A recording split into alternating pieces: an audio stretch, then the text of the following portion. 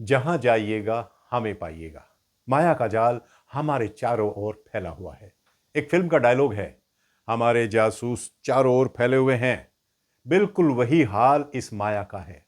लोगों को अपने जाल में फंसाने के लिए माया ने भी अपने अलग अलग रूपों में चारों ओर अपना जाल फैलाया हुआ है। क्या इससे बचने का कोई रास्ता है? हाँ, है ना? बिल्कुल। मैं हूं गजेंद्र जगराम। मैं लिए चलता हूं आपको जीवन के एक ऐसे सफर पर जहां मैं आपको महान संतों, महात्माओं और दार्शनिकों की कुछ ऐसी बातें बताने जा रहा हूं जो आपको अपनी सही मंजिल तक पहुंचने में जरूर मदद करेंगी। आप ये मत समझिए कि दुनिया में आजकल जो झंझावत हो रहे हैं, ये कोई नई चीज है। इस दुनिया में उथल-पुथल और परेशानियां हमेशा से थी और हमेशा रहेंगी। इसलिए इन बातों से ज्यादा चिंतित होने की जरूरत नहीं है।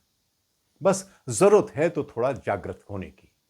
हर एक इंसान कुछ करने के या कुछ बनने के सपने जरूर देखता है और देखने भी चाहिए। तभी तो इंसान कुछ नया और कुछ अद्भुत कर पाता है। आपको बस थोड़ा सा सतर्क रहना है। इस जीवन में आप सपनों के जो महल खड़े करते हैं, उनके साथ मोह न रखें। जैसे आपको परिवार का पालन पोषण करना है, माँ बाप की सेवा करनी है, बच्चों का ख्याल रखना है, एक अच्छी गृहस्थी चलानी है, सामाजिक दायित्व भी निभाने हैं, वगैरह वगैरह।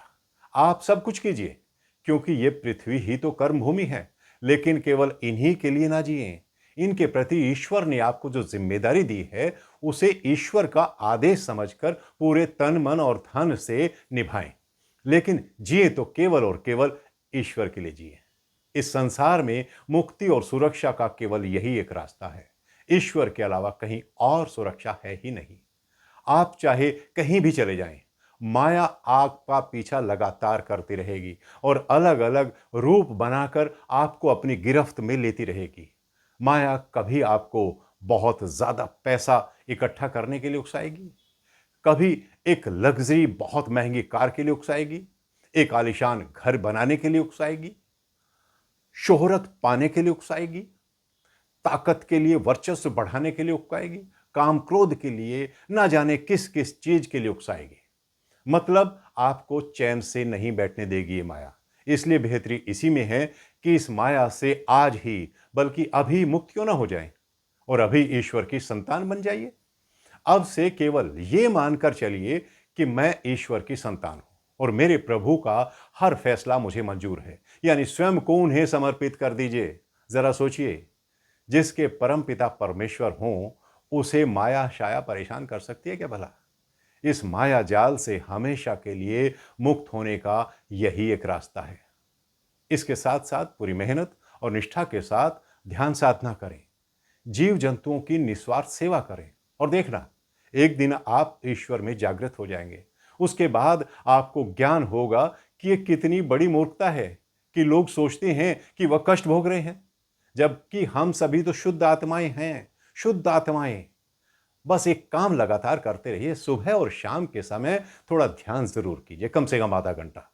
इसके साथ दिन के समय अपनी सभी कार्यों करते हुए भी ईश्वर से संपर्क बनाए रखिए।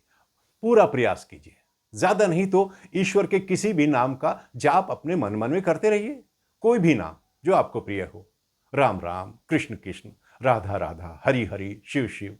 क्योंकि जहां ईश्वर है, वहां कोई भय होता ही नहीं, कोई दुख होता ही नहीं। माया से छुटकारा पाने का बिल्कुल आसान तरीका है ना। जागना तो पड़ेगा, चाहे इस जन्म में या इससे अगले जन्म में या फिर उससे अगले जन्म में या फिर सैकड़ों जन्म लेने पड़ सकते हैं, लेकिन जागना पड़ेगा। इसलिए इसी जन्म में इस स्वर्णिम अवसर को हाथ से मत जाने दीजिए और जाग जाइए और संत महात्माओं की बात पर जरा गौर कीजिए। अब चलता हूं, फिर मिलूंगा।